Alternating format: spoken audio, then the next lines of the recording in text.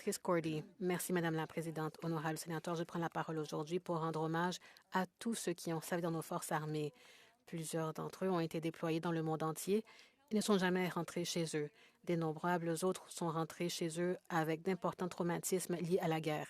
Je pense à mon père, le soldat Lockie McKinnon, originaire de Grand-Mira, au Cap-Breton, et à l'expérience qu'il a vécue lors de la Deuxième Guerre mondiale lorsqu'il est parti en déploiement et a combattu en Hollande et en Italie à l'âge de 19 ans.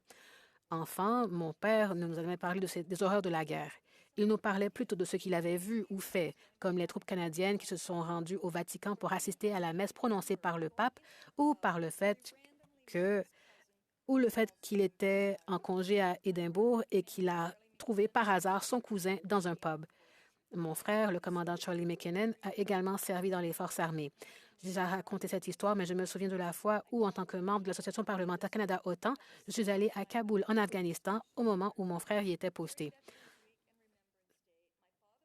Pendant la semaine des anciens combattants et le jour du souvenir, mon père et mon frère ne sont jamais loin de mes pensées. Je sais que nous avons tous ici de la famille ou des amis qui ont servi ou qui continuent de servir. Cette année, le Canada célèbre le 75e anniversaire des efforts de maintien de la paix des Nations unies. Au cours de ces 75 années, les militaires canadiens, hommes et femmes, ainsi que les membres de la Gendarmerie royale du Canada, ont été envoyés dans des pays en proie à des troubles partout au monde dans le cadre d'opérations de paix multinationales défendant la démocratie et la sécurité dans le monde entier.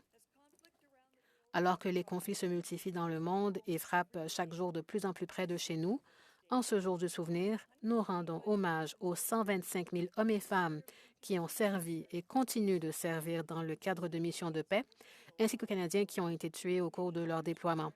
Beaucoup d'entre eux sont rentrés chez eux avec des séquelles physiques et psychologiques.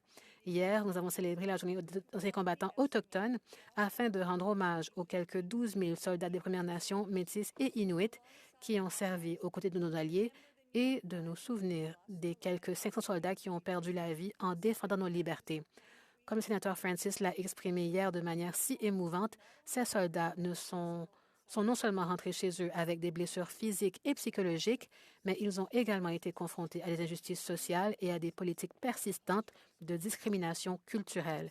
Nous devons continuer à faire mieux pour reconnaître les contributions des Premières Nations, des Métis et des Inuits aux forces armées canadiennes. Honorable sénateur, il est important que tous les Canadiens prennent un moment cette semaine pour réfléchir aux contributions des femmes et des hommes des forces armées et pour se souvenir de tous ceux qui ont répondu à l'appel pour défendre la démocratie et protéger les personnes vulnérables dans le monde entier. Merci.